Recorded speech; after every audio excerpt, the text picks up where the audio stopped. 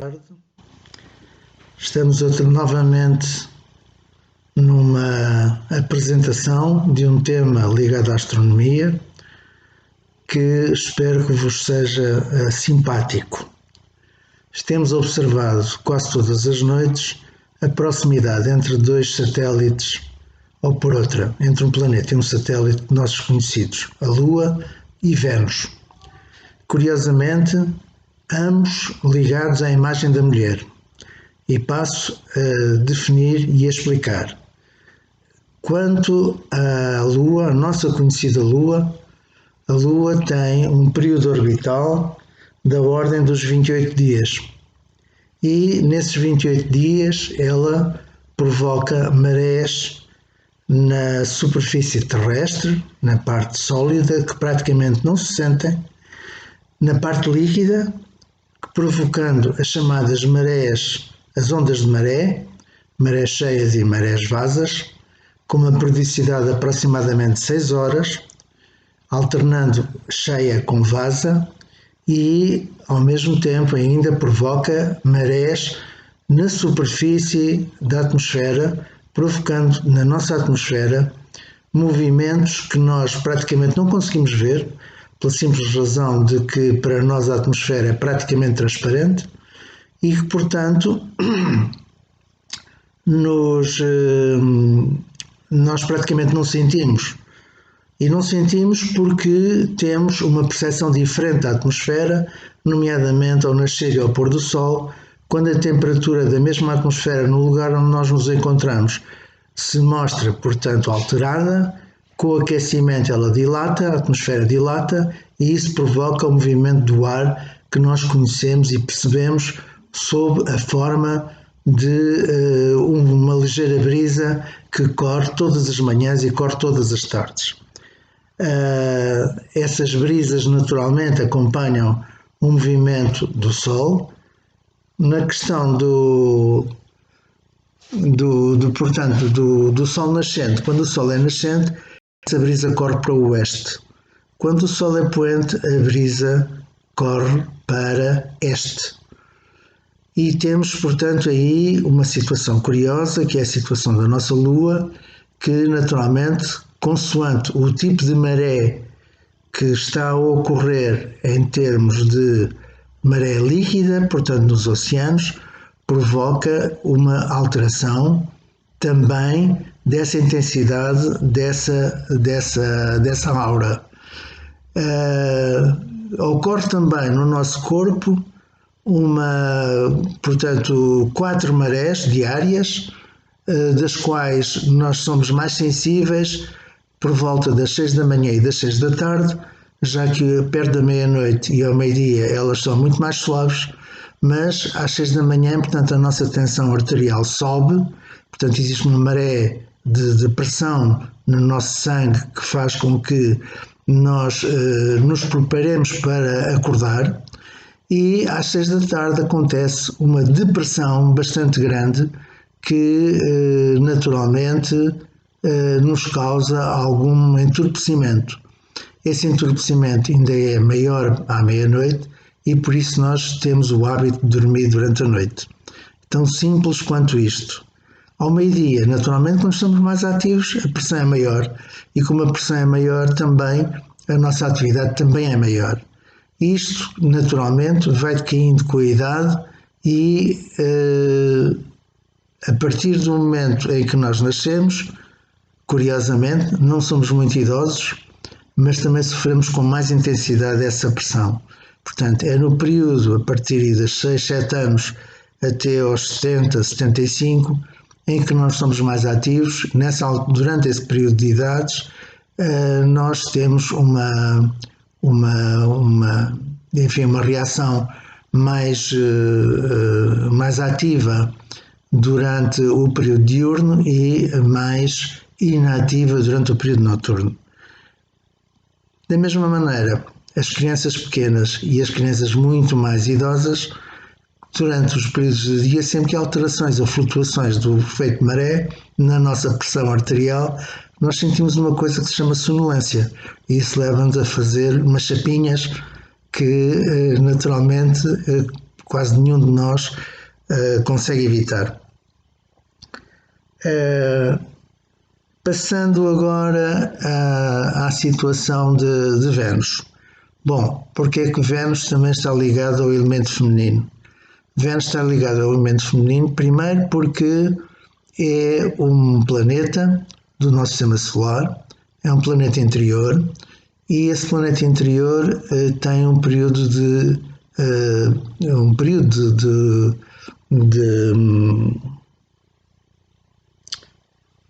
tem um período sideral, portanto a rotação à volta do Sol na ordem dos 9 meses.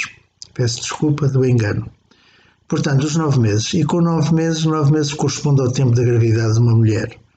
E por essa mesma razão, Vênus está ligada à mulher, assim como a Lua, por causa do seu período orbital à volta da Terra, que são à volta de 28 dias, correspondente ao período que ocorre nas mulheres em idade fértil. Portanto, estes dois planetas, se assim se podem chamar, o satélite e o planeta, estão ligados à imagem da mulher e, consequentemente, portanto, nós tivemos aqui assim um acompanhamento feminino mais acentuado durante a noite.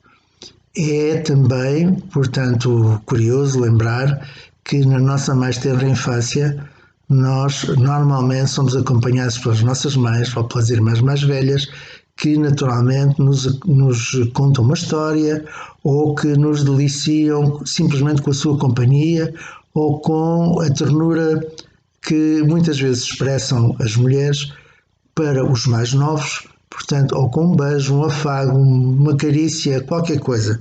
Portanto, nós tivemos durante estes dias em que se aproxima naturalmente o pico do coronavírus,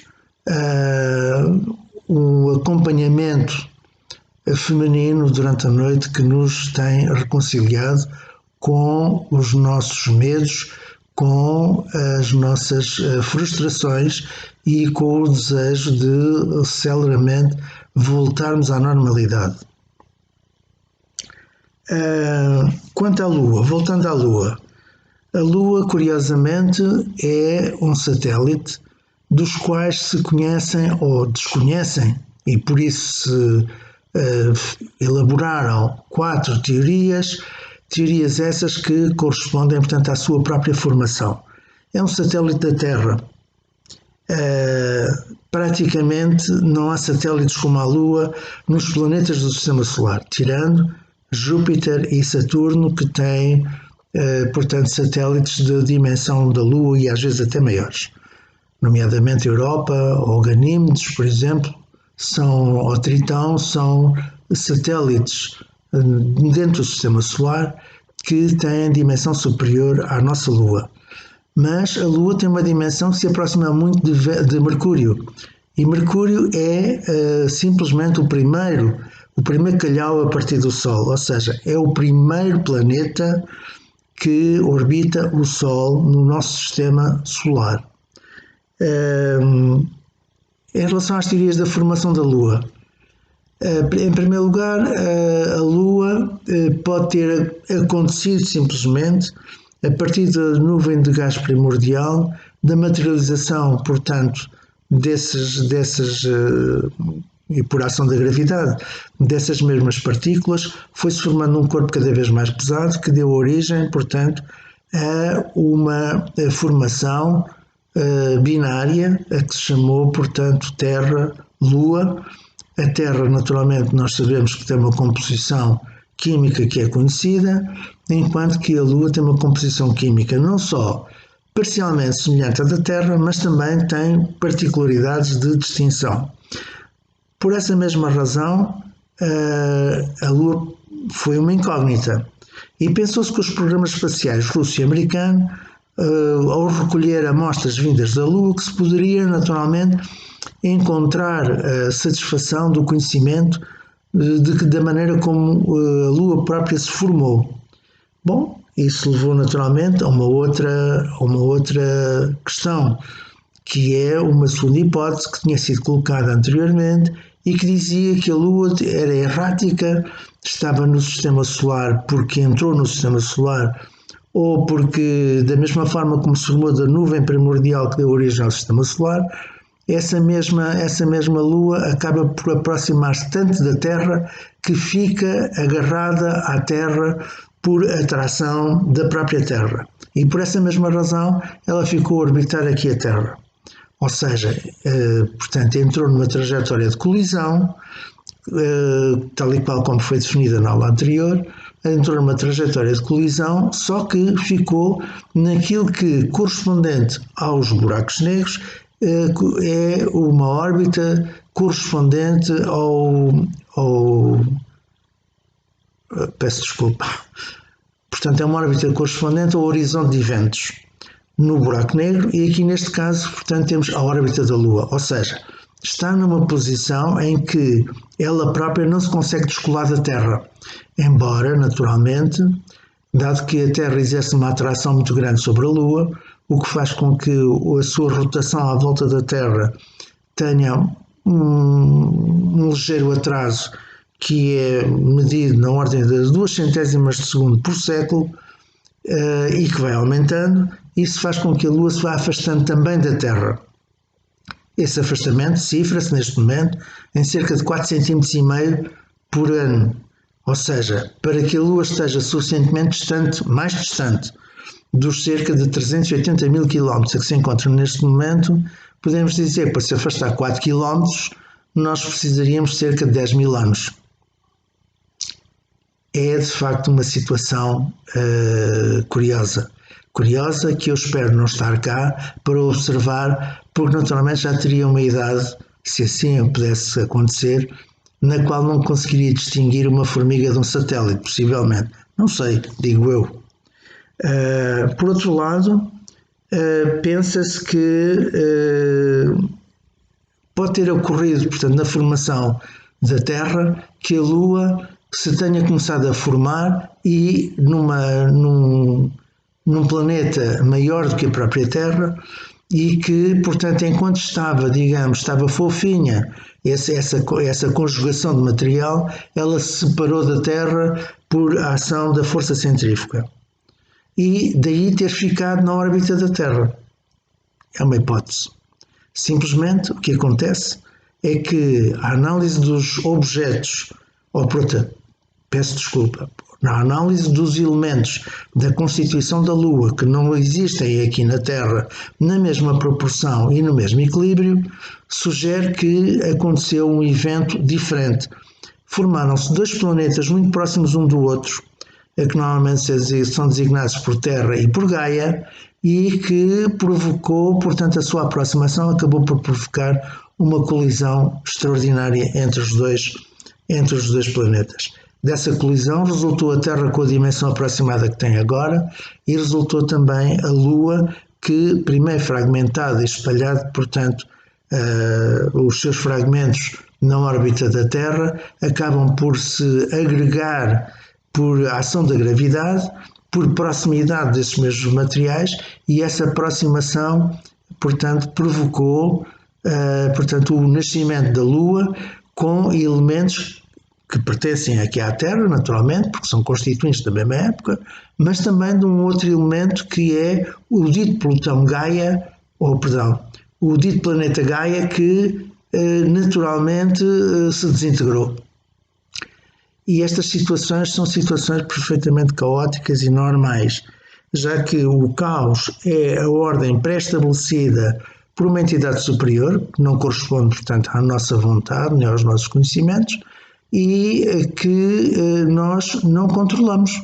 E por isso mesmo, para a nossa simplicidade de raciocínio, nós designamos por caos, quando efetivamente o caos é uma ordem pré-estabelecida que nós ainda desconhecemos todos os seus parâmetros.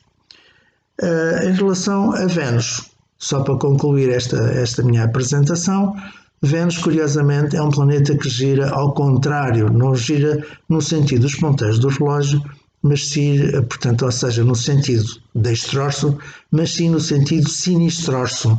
Ou seja, isso quer dizer que gira exatamente ao contrário. Embora a sua atmosfera, extremamente densa, extremamente ácida, extremamente quente, extremamente opaca, gira exatamente no sentido contrário. Portanto, é um efeito contrário e por isso é detectável, foi detectável com dificuldade que o sentido de rotação de Vênus era exatamente ao contrário. Ou seja, a Terra gira no sentido dextrorsum e Vênus gira no sentido sinistrorsum. Estas situações ainda são curiosas porque foi possível detectar, portanto, estes efeitos a partir de experimentação feita aqui na Terra, laboratorialmente. Foi preciso, portanto, estabelecer os parâmetros que fazem com que a atmosfera de Vênus gire no sentido deste troço para poder chegar à conclusão que o andamento da superfície do planeta Vênus, portanto, trabalhava exatamente ao contrário, no sentido absolutamente contrário. Curiosamente, nós encontramos outros planetas aqui assim no sistema solar que também têm um sentido de rotação sinistrorsum. São raros, normalmente são satélites. E, portanto, a esse assunto voltaremos mais tarde para não alongar muito esta nossa apresentação. Muito obrigado pelo cuidado dispensado. Um abraço, até à próxima.